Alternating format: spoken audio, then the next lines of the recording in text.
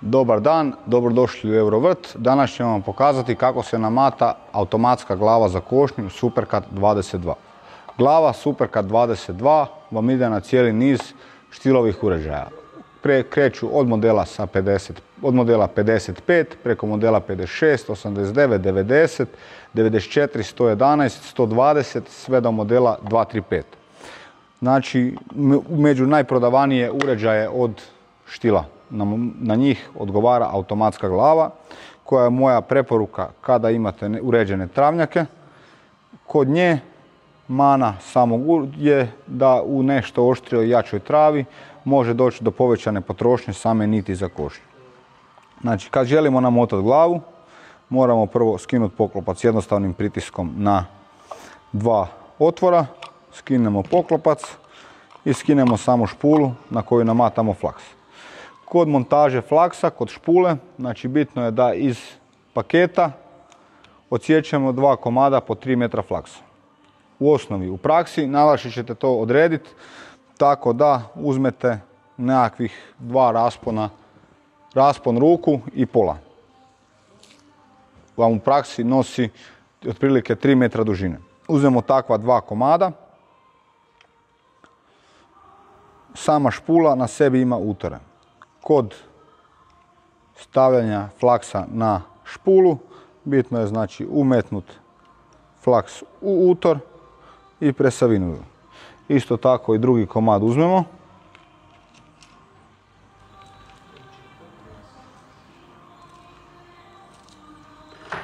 Ista stvar.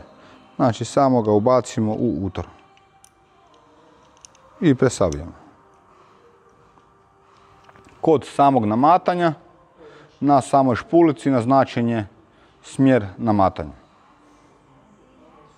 U osnovi, u praksi, ako krenete u krivu stranu namatati, ispast će vam flaks van i morat ćete krenuti iz početka.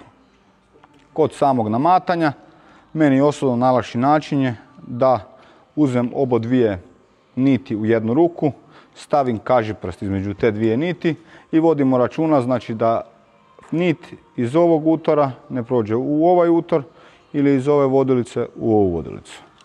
I samo čvrsto namotamo na špule. Znači 2 komada po 3 metra.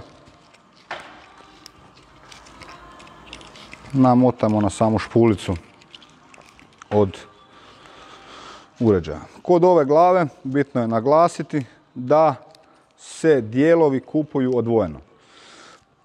Sama glava, znači u ponudi imamo poklopac glave, špulu, ove oprugice i najčešća stvar koja odlazi su znači ušice glave. Kad ste namotali špulu, imate znači na samoj špulici 2 zakačke na koje možete okačiti niti. Kod ušica, znači koje se vrlo jednostavno vade, uputno je kad odredite da na uređaju ima tragova, na ušici ima tragova istrošenosti, da je na vrijeme, prije nego što pukne, slomi se, okrenete za 180 stupnjeva i vratite nazad. Znači sama ušica po sebi je simetrična, jednostavno produžit ćete životni vijek ušica koje su prije ili kasnije se potroše, doslovce za duplo.